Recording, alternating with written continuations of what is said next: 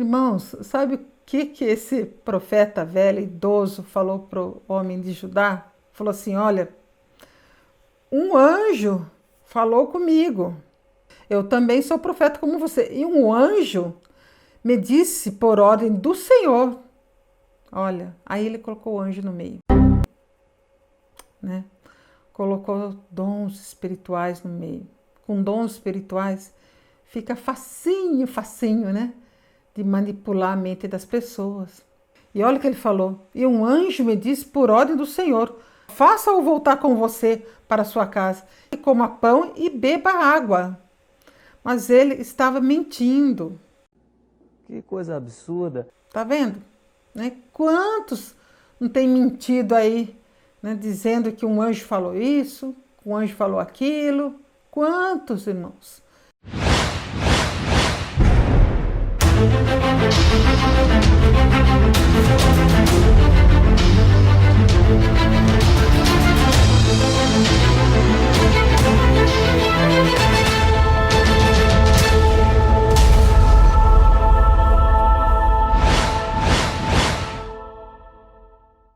A paz do Senhor Jesus, irmãos. Irmãos, está circulando aí nas redes sociais uma mensagem do Luiz Eugênio falando sobre o profeta novo e o profeta velho.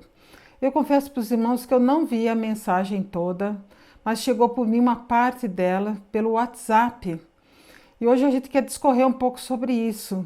Antigamente, irmãos, quando a gente ia para o Manaim, eles falavam muito sobre a religião que não tem revelação, sobre os movimentos. Falavam muito dessas outras igrejas, que era tudo religião, que não era obra de Deus.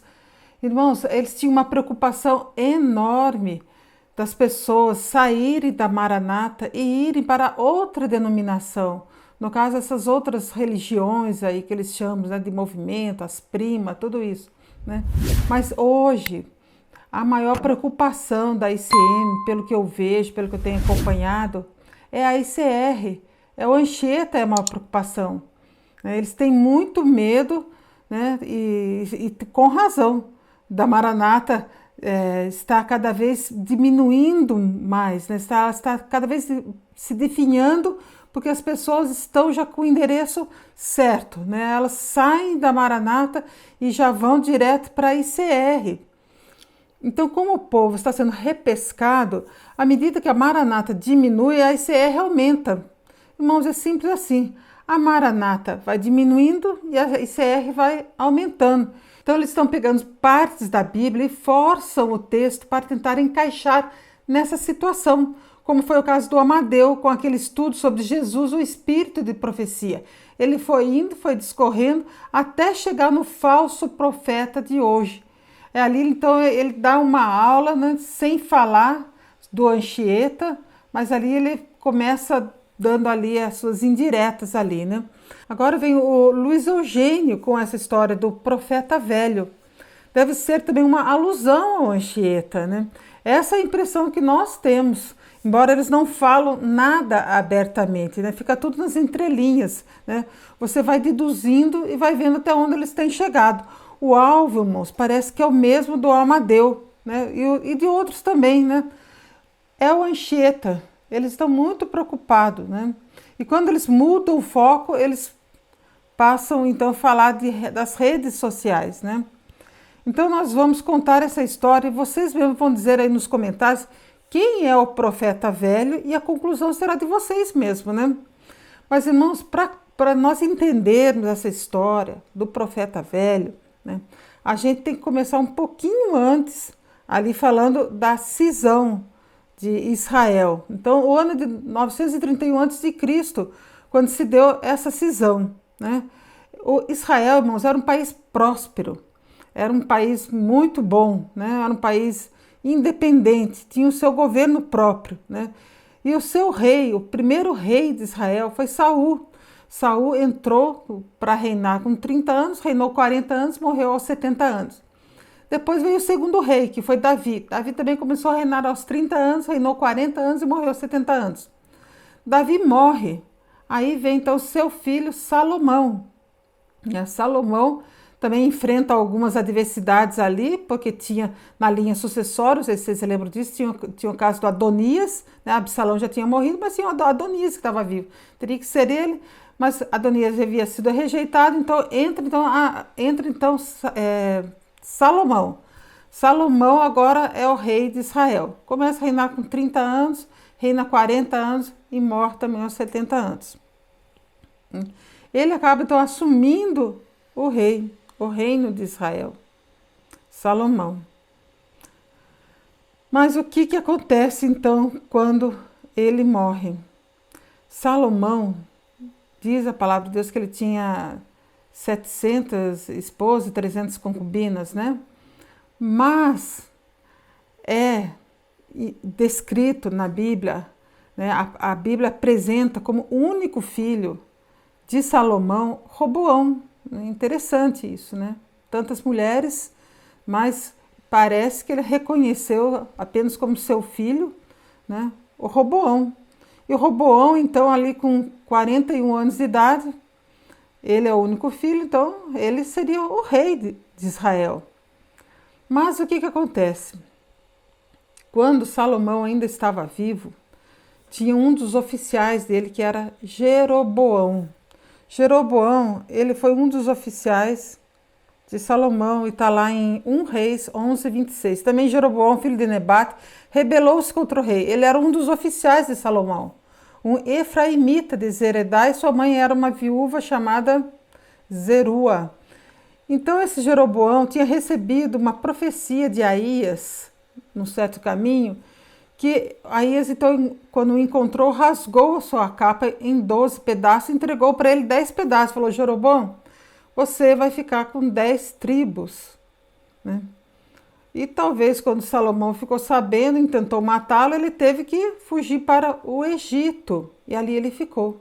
Ficou até a morte de Salomão. E depois Jeroboão, então, ele retorna. Mas nisso, as tribos, principalmente as 10 tribos de Israel que ficavam no norte, elas estavam muito insatisfeitas, elas estavam totalmente insatisfeitas com o reino de Salomão, porque Salomão havia taxado as tribos com altos impostos. Irmãos, Salomão arrochou demais aquelas tribos. Então, eles fizeram ali uma reunião em Siquém, chamaram Roboão para lá. Judá já tinha aceitado Roboão como seu rei, mas as tribos do norte ainda não. Então fizeram uma reunião com ele, uma assembleia com ele e colocaram ali o que estava acontecendo. Olha, o Roboão, está lá 1 Reis 12, de 1 a 11. Eu não vou ficar lendo tudo para vocês, mas Roboão, então ele foi a Siquém, né? Mandaram chamá-lo, ele foi, e eles falaram assim, está lá no verso 4. Teu pai colocou sobre nós um jugo pesado, mas agora diminui o trabalho árduo, esse jugo pesado, e nós te serviremos. Viu, o Roboão? Basta você aliviar o nosso jugo, e nós vamos te servir. Roboão falou assim, olha, então daqui 3 dias eu vou dar a resposta para vocês. Então nisso, Roboão foi e se reuniu com os anciãos, eles chamam de as autoridades, está lá no verso 6, né? Eram os anciãos, eram os mais velhos, né? que tinham servido o rei Salomão, que era o pai de Roboão, né? E eles falaram assim, olha, se hoje fores um servo desse povo e servi-lo, dando-lhe uma resposta favorável, eles sempre serão teus servos. Ora, Roboão, né? Seja favorável a eles, né? Mas o que o Roboão fez? Roboão rejeitou o conselho desses mais velhos, desses anciãos, e procurou então o conselho dos mais novos, né? Dos jovens, está lá no verso 10. Jovens, mas na verdade deviam ter na faixa de 40 anos, porque Roboão, quando assumiu o reinado ali de Judá, ele tinha 41 anos. Esses jovens cresceram junto com eles, né? Eram contemporâneos, então, de Roboão. E ele falou assim, olha, fala assim, ó, meu dedo mínimo é mais grosso do que a cintura do meu pai. E ele seguiu o conselho dos mais jovens. Está lá no verso 14, meu pai lhes tornou pesado o jugo, eu o tornarei ainda mais pesado. Meu pai os castigou com simples chicotes, Eu os castigarei com chicotes pontiagudos.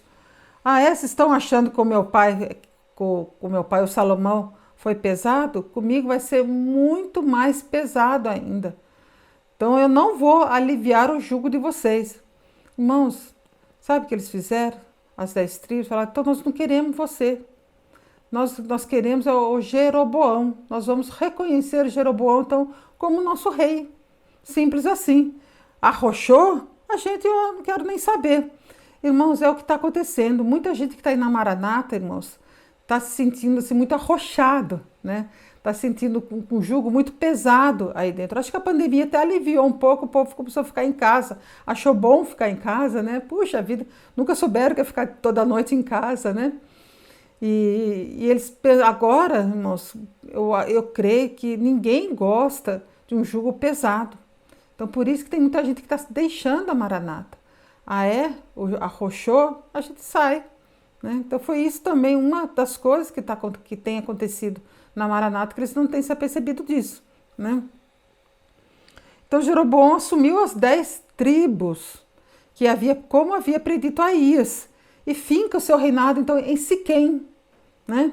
Também ali ele fez altares. Olha o que Jeroboão fez. Né? O Jeroboão tinha vivido uma época da sua vida ali no Egito, tinha fugido para lá, e ele absorveu então aquela cultura dos egípcios, né?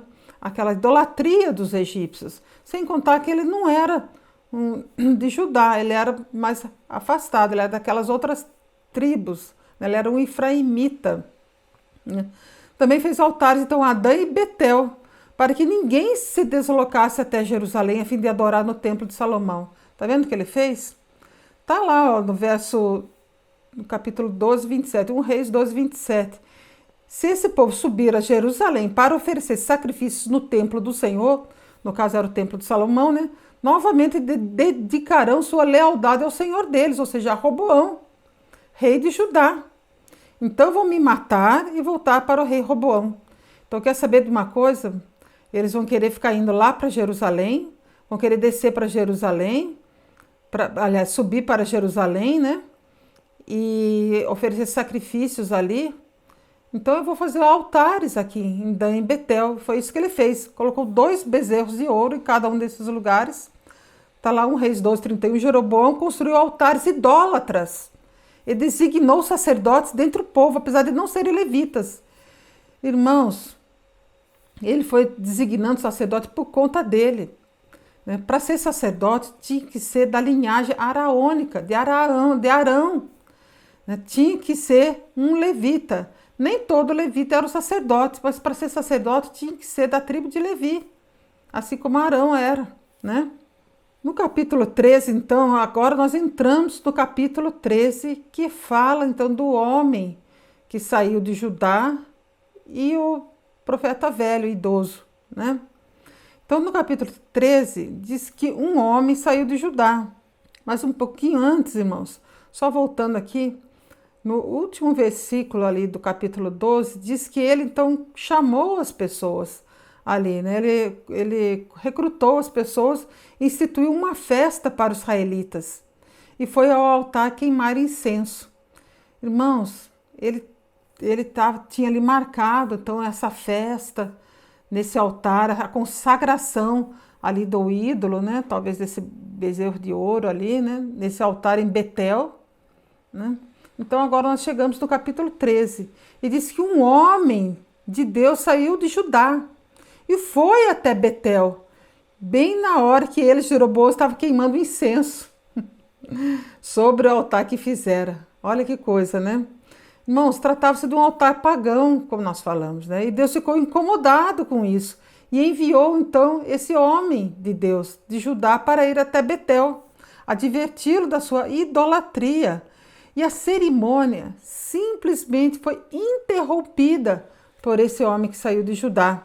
Ele profetizou contra o altar. Ele falou assim: ó altar, assim diz o Senhor, um filho nascerá da família de Davi e se chamará Josias.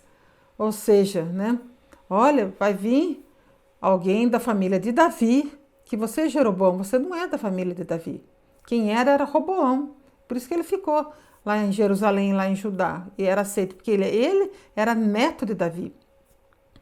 Então viria então alguém da família de Davi, da linhagem de Davi, que seria Josias. E esse Josias fez um limpa mesmo nessa região, né? E falou assim: olha, vai acabar com o seu reino, né? Foi isso que ele quis dizer. Então, olha, cuidado, hein? Vai vir esse rei aí depois, né? E vai acabar com o seu reinado. E olha, vou dizer uma coisa: o altar vai se fender e as cinzas vão se derramar. Dito e feito. Ele falou isso quando ele profetizou sobre o altar simplesmente se fendeu e as cinzas se derramaram. E o Jeroboão estendeu as mãos, o braço, aliás, apontando assim para ele, para que os soldados então prendessem o profeta, o homem que tinha vindo de. Nem fala a Bíblia que era um profeta, fala que um homem que veio de Judá, um homem de Deus que veio de Judá. Apontou para ele, quando ele apontou, né, levantou o braço na direção dele, o seu braço ficou paralisado. Jeroboão ficou desesperado e clamou então a esse homem de Deus que voltasse o seu braço ao normal. E ele orou e o braço dele ficou normal, como estava antes. Então, irmãos, houve dois sinais: o altar que se quebrou e a mão mirrada de Jeroboão, né? Não é nem mão mirrada, né? É o braço mesmo. Tem uns que falam mão mirrada, mas não é. É o braço paralisado de Jeroboão. Então, nisso, né, Jeroboão, irmãos, passou maior vergonha ali, né? A cerimônia dele tinha sido interrompida, o altar estava fendido ao meio, as cinzas se derramaram. Ele teve que suplicar, então, para esse homem de Deus que a sua mão, o seu braço voltasse ao normal. Mas ele não se deu por vencido. Ele falou assim: quer ver? Eu vou dar um jeito, né, nesse homem de Judá, vou corromper esse homem de Judá, né? Ele então, irmãos, ele fez um convite. Jeroboão fez um convite para esse homem de Judá. Falou assim: ó, venha até minha casa para comer e vou recompensá-lo. Vou lhe dar uma boa recompensa, né? Ele queria dar uma quantia em dinheiro para ele, de certo, né? Recompensa em dinheiro, né? Mas esse homem de Deus recusou essa oferta. Está lá no 13:8. Mesmo que me desse a metade dos seus bens, eu não iria com você. Nem comeria, nem beberia nada neste lugar. Tá vendo? Ele disse: ó, com você, Jeroboão, não tem negócio. Com você, Jeroboão, eu não vou sentar na mesa com você. Não vou te dar nenhuma trégua, não. Irmãos, sentar na mesa com a pessoa era como se tivesse ali havendo uma comunhão entre eles, como se ele estivesse compactuando com aquela idolatria, com aquela corrupção ali dentro ali de Samaria, ali em Siquém, ali em Betel, em Dan, aquela corrupção, né, moral e espiritual. Então ele disse: não, com você, ó, não quero saber, eu não quero mais compactuar com isso, viu?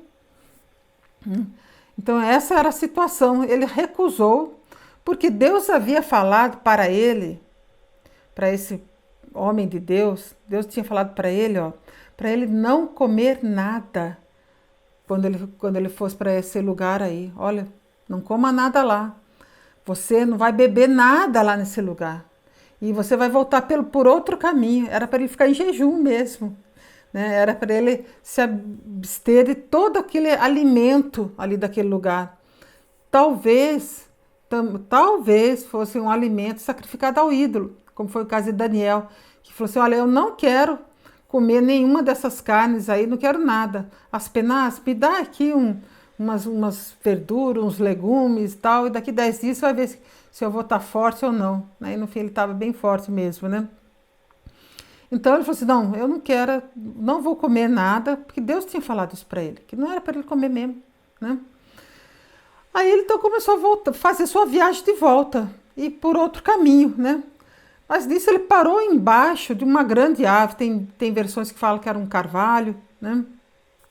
Mas até aqui, irmãos, está tudo bem, está tudo tranquilo aqui para esse homem de Judá.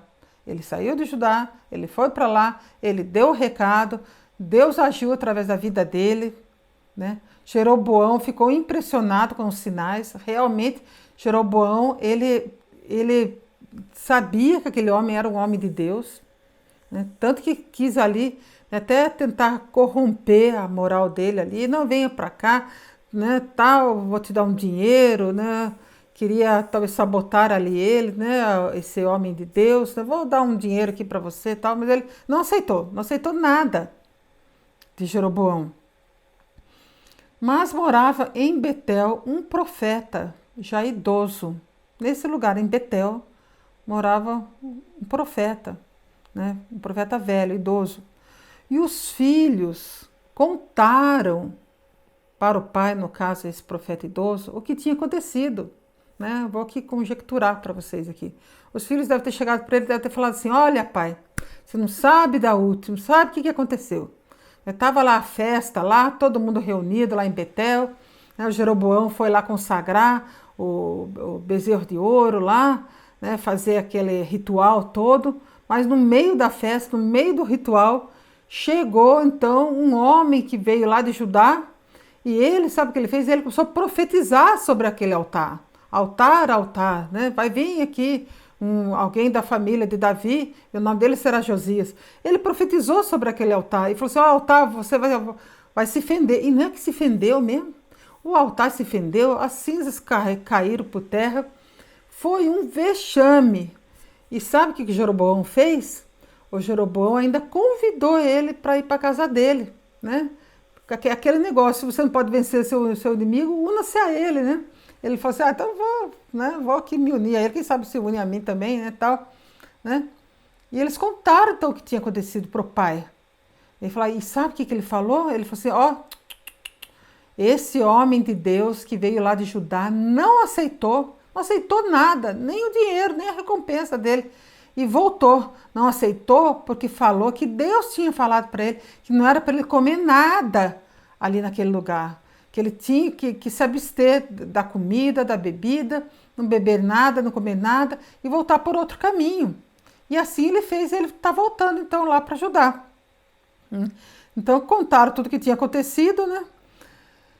E esse profeta velho falou assim: mas por onde que ele foi? Qual o caminho que ele seguiu? Foi por ali e tal. Então vocês aí, põe uma sela aí no meu jumento, aí nesse jumento aí, que eu vou atrás dele. Selaram ali o jumento e ele foi atrás do homem de Judá. E encontrou então embaixo daquela grande árvore. Indagou então para ele: você é o profeta de Deus que veio de Judá? E ele disse: sim, sou eu. O profeta velho falou para ele vir até a casa dele. Olha o que o profeta velho falou. Olha, então venha para minha casa. Foi lá insistir para ele. Sabia que ele tinha recusado o convite de Jeroboão, porque Deus tinha falado para ele que não era para ele comer nada nem beber nada. Mas ele falou assim: não, eu vou lá chamar ele para vir aqui na minha casa. E o homem de Deus disse: não posso ir com você, nem posso comer pão ou beber água neste lugar. E ele recusou também essa proposta desse profeta idoso aí de Betel, né? A palavra do Senhor deu-me essa ordem, está lá no verso 17. Não coma pão, nem beba água lá, nem volte pelo mesmo caminho por onde você foi. Né? Agora vejam bem o que o profeta velho falou para esse homem de Judá.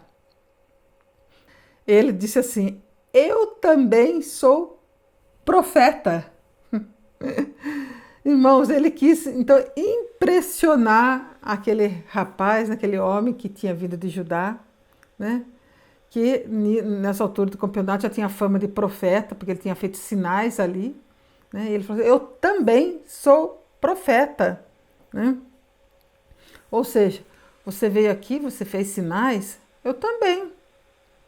Você veio advertir o Jeroboão da idolatria, da corrupção dele? Olha, eu também. Ou seja, eu sou um profeta velho aqui de Betel, mas eu estou concordando com você. Eu sou ali da mesma... eu tenho a mesma convicção que você, a mesma visão que você tem. Né? Então, olha, né, eu não concordo com o que Jeroboão tem feito. Essa idolatria, essa corrupção, isso aí realmente tá errado.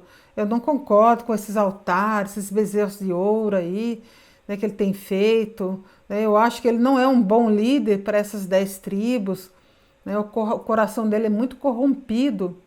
né? Então, né, eu também sou como você, eu sou um profeta de Deus, né? Irmãos, ele mentiu para esse rapaz. E agora, olha só o que ele falou, né? Primeiro ele disse então que era profeta, ou seja, eu também sou como você, né? Depois, irmãos, aqui ele fez um negócio, ele falou algo que realmente, né, foi tiro e queda ali, né? O patinho caiu na lagoa, né? Irmãos, sabe o que esse profeta velho, idoso, falou para o homem de Judá? Falou assim: olha, um anjo falou comigo. Está lá no verso 18, 3:18. O profeta idoso respondeu: eu também sou profeta como você. E um anjo me disse por ordem do Senhor. Olha, aí ele colocou o anjo no meio, né? Colocou dons espirituais no meio. Com dons espirituais fica facinho, facinho, né? De manipular a mente das pessoas, né? Com dons espirituais, irmãos, colocando o anjo no meio, fica facinho de você montar ali, armar uma cilada e a pessoa cair. E muitos têm caído nessas ciladas aí por causa de dons espirituais, têm acabado com as suas vidas por causa de dons espirituais que são usados para manipular a mente das pessoas, a vida das pessoas, né? E olha o que ele falou. E um anjo me disse por ordem do Senhor. Olha o que ele falou então. Ele disse que um anjo falou para ele que é para o homem de Judá voltar, ó, faça-o voltar com você para a sua casa, que era para aceitar a proposta de levá-lo para a casa dele. Faça-o voltar com você para a sua casa, para que coma pão e beba água. Mas ele estava mentindo. Que coisa absurda. Tá vendo? Né? Quantos não tem mentido aí, né? Dizendo que um anjo falou isso, que um anjo falou aquilo. Quantos, irmãos? Né? Que é para você casar com fulano, ou casar com aquela irmãzinha lá, que não é aquela. Quantos, irmãos, têm sido manipulados, seus relacionamentos, no fim, não dá certo casamento nenhum, ainda vem jogar a culpa no Senhor, né? Foi você que caiu numa armadilha. Montaram um estratagema para você e você caiu. Entendeu? Por isso que tem que ficar com o olho bem aberto. Tem que primeiro, né, você tem que raciocinar, você que tem que avaliar, você tem que ter as rédeas da sua vida nas suas mãos. E não deixar isso com dons espirituais, não, a mercê de dons espirituais. E o que aconteceu com esse homem de Deus? Ele foi lá para a casa dele. Está lá no 19. O homem de Deus voltou com ele e foi comer e beber em sua casa. Aí ele entrou na casa do profeta velho e foi comer e beber, né? Aí que foi o problema. Quando ele colocou então o anjo no meio, surtiu então um grande efeito na mente do homem de Judá e ele caiu nessa armadilha. Pode vir, né?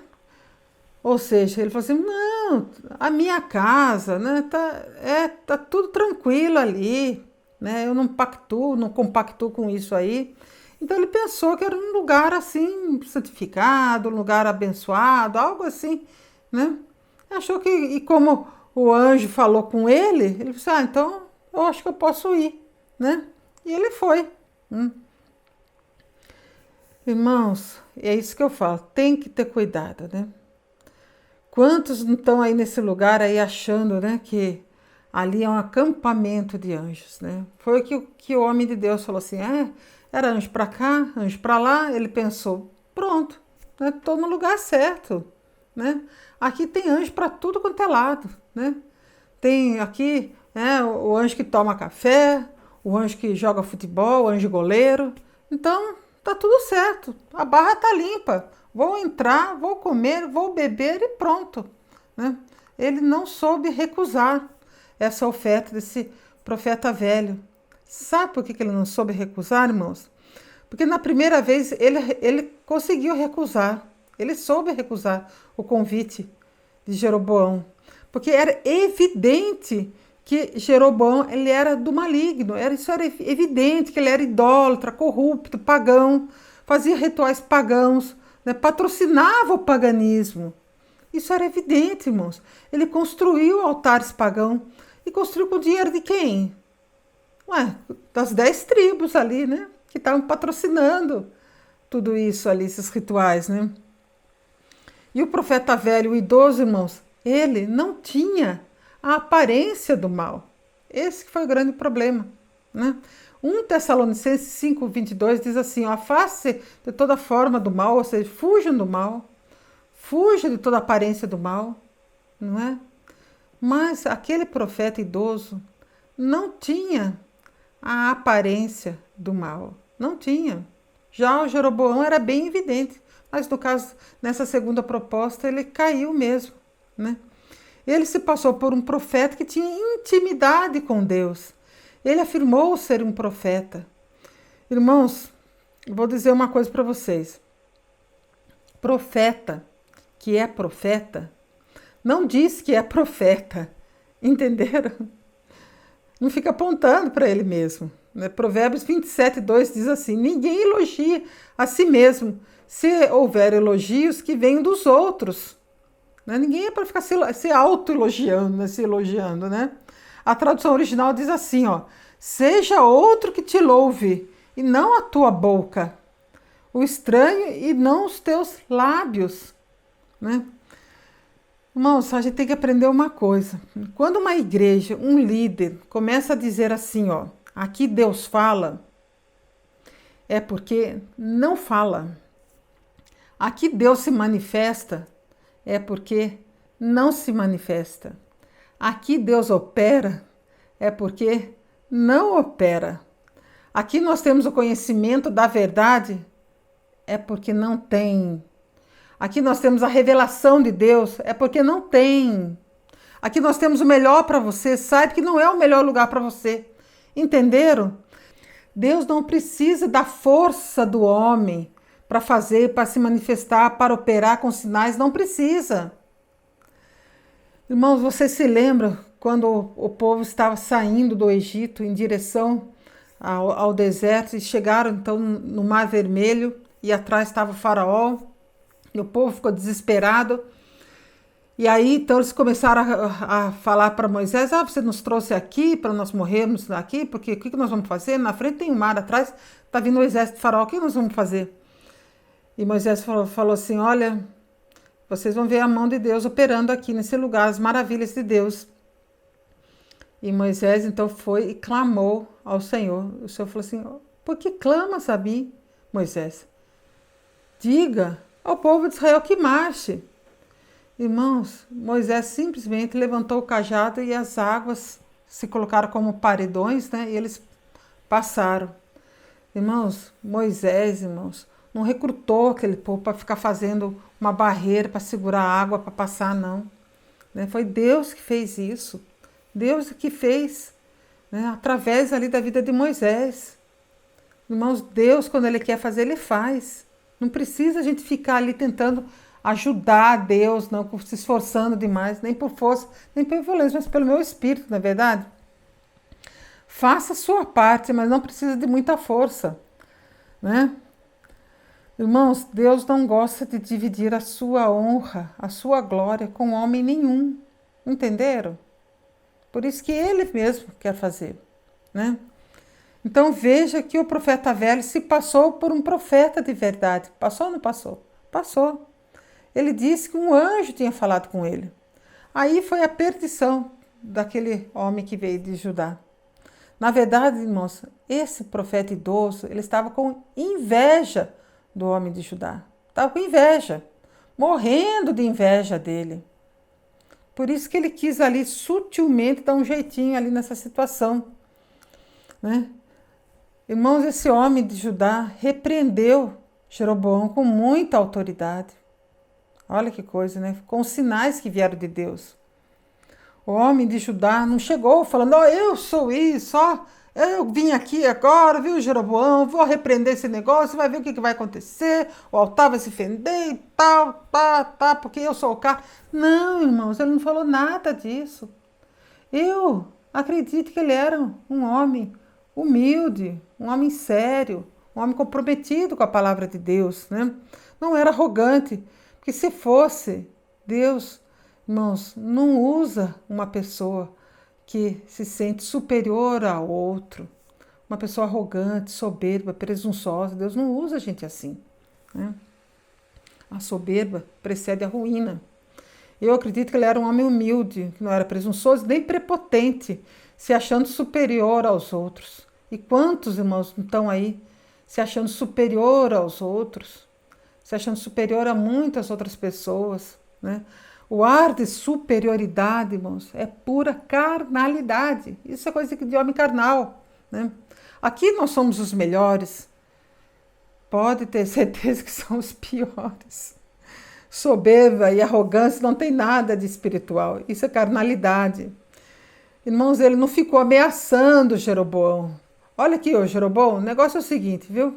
Se você não parar com esse negócio aí, tal, tudo, eu vou aqui passar um zap aqui, meus advogados vão processar você. Irmãos, ele não fez nada disso. Nada disso. Não é verdade? Ele foi um homem mesmo de Deus, né? Ele simplesmente foi incumbido por Deus e Deus agiu através da vida dele com sinais, né? Bom, o profeta de Judá então comeu o pão de Betel e comeu. Não era para ter feito isso, né? Deveria ter rejeitado, mas acabou comendo o pão de Betel. Era para rejeitar o pão da mesa do profeta velho. Agora ali era como se ele tivesse então ali, né, dado uma trégua ali para aquele profeta, né, idoso, velho, que viu Jeroboão fazendo tudo aquilo e não fez nada, né? Pelo menos não tem nada registrado na palavra de Deus que ele tenha feito alguma coisa. Se tivesse feito, com certeza teria sido registrado, né? Se Deus tivesse agido na vida desse profeta velho em prol do povo de Deus, né? O profeta velho, irmãos, tem título, mas o homem de Judá não tem título nenhum. Muitos estão se vendendo, irmãos, comendo pão de Betel, por causa de títulos, disputando o púlpito com os outros obreiros, diáconos, pastores. Irmãos, é a corrida pelo título. É impressionante como o púlpito exerce assim uma magia assim, né, na mente da pessoa, que é uma coisa magnética, como atrai, é muito atrativo, né? O homem, quando ele entra nesse sistema religioso, ele vê o púlpito ali, ele fica fascinado por esse púlpito. Ele se corrompe, ele passa a comer o pão de Betel ali por conta disso. Que coisa, né? Não estou nem falando de mulher, porque mulher no sistema religioso, aí, principalmente nesse aí da Maranata, é um zero à esquerda, né? Não faz nada ali dentro, né? Não tem voz nenhuma, não pode reclamar de nada, não pode, tem que achar que está tudo bom, né? Tem que ali ficar trabalhando, pondo flor, limpando banheiro, fazendo sopa, servindo pastor no Manaim. É isso que tem que fazer, né? Ir lá para limpeza lá, né? Então, né? Mas os homens não, eles ficam assim fascinados com o púlpito. Olha. E sabe por que muitos caem na conversa do profeta velho? Porque acham que ali Deus está falando. Né? Que ali Deus está operando, está se manifestando, né? Ficam ali o tempo todo escutando, né? Esta é obra, o resto é sobra. Então eles ficam com isso na cabeça e ficam achando mesmo que estão fazendo a vontade de Deus. Mas muitos sabem que não. Tem consciência disso, mas continuam ali comendo pão de Betel, né? Sabe o que o profeta fez quando o homem de Judá aceitou o convite e foi para sua casa? Deus então tomou a boca do profeta velho e disse que seu corpo não seria enterrado no sepulcro de seus pais. Ou seja, ele não ia voltar para Judá, mas que morreria no caminho mesmo, né? De certo era isso, né? E foi o que aconteceu mesmo. No caminho, um leão o atacou e o homem de Judá morreu. O velho, moço, chorou, lamentou, enterrou o corpo daquele homem. Sabe por que ele perdeu a vida? Porque acreditou no profeta idoso, aquele da revelação, aquele profeta lá do anjo. Sabe aquele profeta que toma café com anjo lá? Irmãos, ele acreditou no profeta.